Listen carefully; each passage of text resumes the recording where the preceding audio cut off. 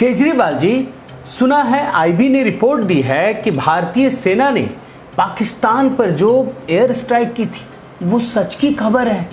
क्या आपको पता चला, जरा बताइए तो। आईबी की एक रिपोर्ट आई है, उस रिपोर्ट में गुजरात में आम आदमी पार्टी, आज अगर गुजरात में चुनाव हो तो गुजरात में आम आदमी पार्टी की सरकार बन रही है। अच्छा, ये पाकिस्तान में एयर स्ट्राइक वाली खबर नहीं है, लेकिन आईबी जो है वो चुनाव पे भी खबर देती है।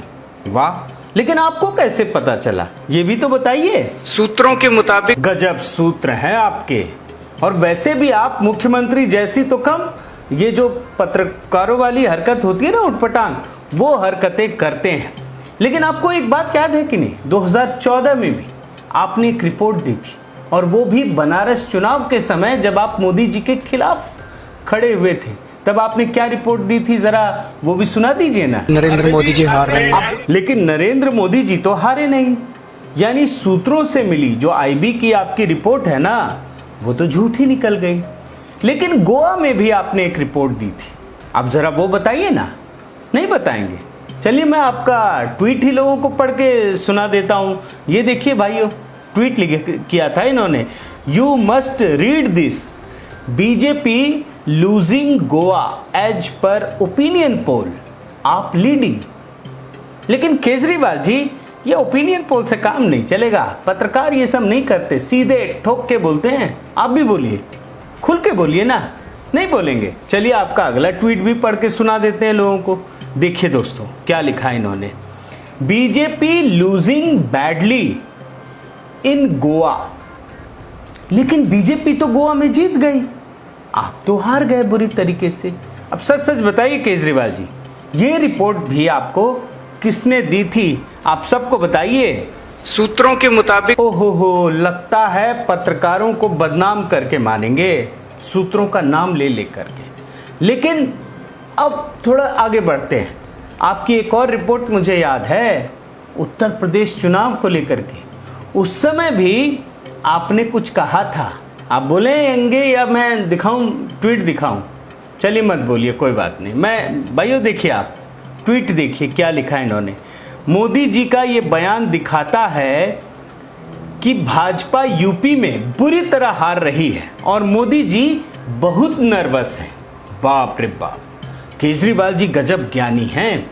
लेकिन केजरीवाल जी एक बात बताइए, अगर आपको इतना ज्ञान हो गया और आईबी की रिपोर्ट भी मिल गई, तो कुछ ना कुछ तो ये दोनों मिलकर जरूर कर रहे होंगे। सच सच बताइए। जब से ये रिपोर्ट आई है तब से ये दोनों पार्टियां इकट्ठी हो गई हैं। आईबी की रिपोर्ट ने गजब खेला कर दिया, और मतलब आप देखिए कांग्रेस और बीजेपी वाले एक हो गए हैं। केजरीवाल जी मानना पड़ेगा। लेकिन एक बात बताइए, और सच सच बताइए, कि इससे पहले कांग्रेस को कौन मना कर थक गया था? आपका पुराना बयान है, सुनाऊं क्या? जरा सुनिए दोस्तों। आज अगर कांग्रेस का गठबंधन हो जाए, बीजेपी 7 सीटें हार जाएगी, जमानत जब्त हो जाएगी। दोस्तों, उनको मना के थक गए। मुझे नहीं समझ आता कि उनके मन में क्या है। कसम से केजरीवाल जी, आपको सुनकर तो शर्म भी शर्मिंदा हो जाए। जिस व्यक्ति को के घर में कोई रिश्तेदार होगा, बीवी होगी, बच्चे होंगे, वो आपकी बात क्यों सुनेगा? बच्चों की कसम है, ना बीजेपी से गठबंधन करेंगे ना कांग्रेस से गठबंधन। लेकिन बात सिर्फ इतनी नहीं है। केजरीवाल जी कह रहे हैं कि कांग्रेस और बीजेपी वाले एक हो गए हैं, लेकिन बात एकदम उलट है। अब मैं आपको मतलब गुजरात की ही कहानी दिखाता हूं कि किस तरीके से वहां कांग्रेस और आम आदमी पार्टी के बीच खेला हो रहा है, वो भी भाजपा को हराने के लिए। कांग्रेस के प्रवक्ता ने ही पूरी पोल पट्टी खोल दी है, और बड़ी मुश्किल से मतलब मेहनत करके एक डिबेट से एक छोटा सा हिस्सा मिला है, उसमें उसने बताया है कि गुजरात में कांग्रेस और आप मिलकर के भाजपा को हरा देगी। सुन लीजिए, कांग्रेस प्रवक्ता हैं। शहरी विस्तारों में आम आदमी जो है बीजेपी को टक्कर दे रही है। और अब मैं जब ग्रामीण क्षेत्रों की बात करूं, आज भी हमारे एमएलए पूरी मजबूती से अपने एरिया में काम कर रहे हैं। सुना आपने दोस्तों, ये कांग्रेस के प्रवक्ता क्या बता रहे हैं कि शहरी इलाकों में जहां भाजपा मजबूत है, वहां आम आदमी पार्टी सेंध लगाएगी, या तो जीतेगी या भाजपा को हरा देगी। और ग्रामीण इलाकों में कांग्रेस मजबूत है, और वो जीत जाएगी। तो दोनों मिलके अगर अच्छा करेंगे तो भाजपा तो हार ही जाएगी ना। और ये जान लीजिए, ये वही रणनीति है जिसे उत्तर प्रदेश चुनाव में भी अपनाया गया था। और किसने अपनाया था याद है आपको? प्रियंका वाड्रा ने। उनका एक बयान बड़े काम का है, आज भी बड़ा महत्वपूर्ण है, जरा सुन लीजिए। जहां हमारे उम्मीदवार अच्छा लड़ रहे हैं वहां, और जहां मजबूत है वहां कांग्रेस जीतेगी। जहां हमारे उम्मीदवार थोड़े से हल्के हैं वहां पे हमने ऐसे उम्मीदवार दिए हैं जो बीजेपी का वोट काटें। कुछ समझ में आया आपको दोनों की स्ट्रेटजी? मतलब जहां आम आदमी पार्टी वाले कमजोर होंगे वो भले ना जीते लेकिन भाजपा को हरा देंगे वोट काट के। कांग्रेस जहां कमजोर होगी वो भाजपा का वोट काटेंगे। और यही वजह है कि मैं आपको एक छोटी सी बाइट सुनाना चाहता हूं। एक डिबेट की है, उसी डिबेट की है जहां आम आदमी पार्टी का प्रवक्ता कभी ना कभी कांग्रेस से सहमत होता हुआ नजर आता है। सुन लीजिए। कांग्रेस के प्रवक्ता बिल्कुल सही कह रहे, कांग्रेस के प्रवक्ता बिल्कुल सही कह रहे। और बात सिर्फ इतनी नहीं है, केजरीवाल जी गुजरात चुनाव में एक और झूठ बोल रहे हैं, वही अपनी पुरानी लीक पर चलते हुए। जरा खुद सुनिए। बीजेपी कांग्रेस को गाली नहीं देती, कांग्रेस बीजेपी को भी गाली, दोनों मिलके हमें गाली दे रहे हैं और एक ही भाषा में गाली दे रहे हैं। अब मैं आपको दिखाता हूं कि गाली कौन देता है और किसका नाम लेकर देता है।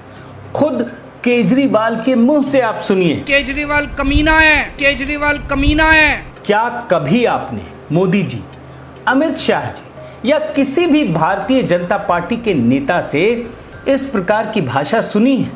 लेकिन केजरीवाल जो कहते हैं वो आपको जरूर सुनना चाहिए। वो कितनी बड़ी गाली देते हैं और इस देश के प्रधानमंत्री को जरा सुनिए। मोदी जैसे बड़ा देशद्रोही कोई नहीं, मोदी फर्जी राष्ट्रवादी है। लेकिन केजरीवाल जी से अगर पूछो कि आप तो ऐसा कहते हैं तो वो सफेद झूठ बोल देते हैं।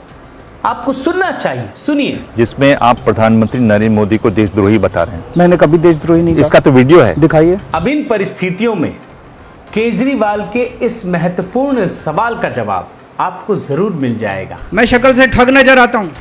साथियों नमस्कार, मैं हरिश्चंद्र बर्णवाल। गुजरात चुनाव में केजरीवाल ने झूठ की एक नई फैक्ट्री खोल दी है और हर चुनाव में वो ऐसा करते हैं। मैं आपको वीडियो के जरिए, उनके बयानों के जरिए कई बार आपको दिखा चुका हूं, लेकिन आपके सामने एक लीक बनाकर एक सीक्वेंस में कुछ ऐसी चीजें दिखाता हूं जिससे पता चलेगा कि ये चुनाव में जीत हासिल करने के लिए किस प्रकार से झूठ बोलते हैं और सिर्फ झूठ का पिटारा खोलते हैं। आप एक एक करके देखते चले जाइए। सबसे पहले अन्ना आंदोलन में इनकी महत्वाकांक्षा थी और नई पार्टी बनाने के लिए जनाब ने फर्जी सर्वे का सहारा लिया था। सर्वे वर्वे कुछ नहीं था, इसी प्रकार के झूठ का प्रपंच रचा था। फिर आप आइए 2017 में दिल्ली में एमसीडी चुनाव को लेकर के जनाब ने फर्जी सर्वे का फिर सहारा लिया, लंबी लंबी डींगे हाँकी थी कि खूब जीतेंगे। लेकिन हकीकत क्या रही आप देखिए इस रिपोर्ट में। तीनों कॉरपोरेशन में आम आदमी पार्टी की प्रचंड हार हुई, करारी हार हुई और भारतीय जनता पार्टी की प्रचंड जीत हुई थी। इसके बाद फिर आप आगे बढ़िए 2019 के लोकसभा चुनाव में फिर जनाब ने फर्जी सर्वे का सहारा लिया कि 7 सीटें जीत रहे हैं। लेकिन आप फिर रिपोर्ट देखिए, 7 सीटों में आम आदमी पार्टी को करारी हार मिली, भारतीय जनता पार्टी को जीत मिली। अब आप और आगे बढ़िए 2017 में गोवा चुनाव, इसमें भी फिर से वही फर्जी सर्वे और क्या कह रहे हैं आप देखिए, क्लीन स्वीप करेंगे। लेकिन क्या हुआ आप देखिए, आपका खाता तक नहीं खुला गोवा में। फिर 2022 में आइए गोवा के चुनाव में, आप देखिए फिर वही सर्वे।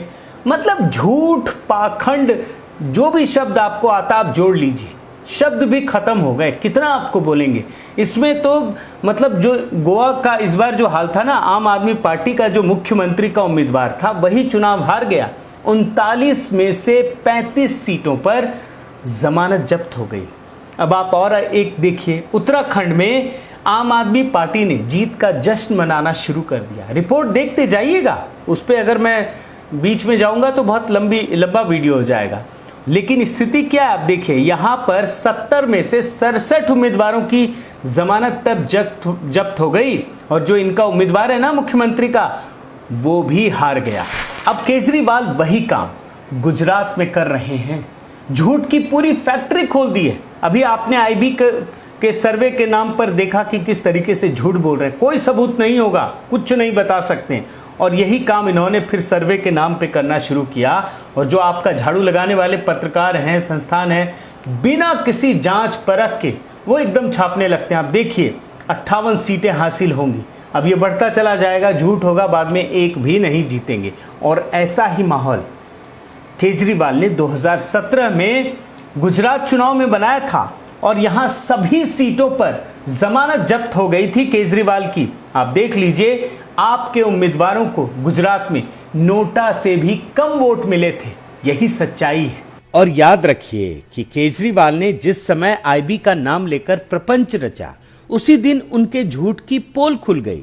उसी समय संयोग से एबीपी न्यूज ने सर्वे दिखाया, जिससे पता चलता है कि गुजरात में भाजपा प्रचंड जीत हासिल कर रही है, जबकि आपका हो सकता है कि खाता भी न खुले। साथियों, केजरीवाल वो राजनेता बन चुके हैं जो हर दिन झूठ का एक नया बवंडर खड़ा करते हैं, आम लोगों को भ्रमित करते हैं, और जब इनकी झूठ की पोल खुल जाती है ना, तब भी इनमें कोई अपराध बोध नहीं होता, बल्कि दुगुनी ताकत के साथ और झूठ बोलते हैं, नया झूठ बोलते हैं। ऐसे में आज के समय में सबसे बड़ा दायित्व आम जनता के हाथों में है, जो लोकतांत्रिक तरीके से ऐसे राजनेता को सबक सिखाए कि फिर वो कभी आम जनता के साथ धोखा देने से बाज आए। बहुत बहुत धन्यवाद। आपसे निवेदन है कि आप मेरे इस चैनल को ज़रूर सब्सक्राइब कीजिए, लाइक कीजिए, शेयर कीजिए, कमेंट कीजिए, और इस बेल आइकन को प्रेस करना मत भूलिएगा। नमस्कार।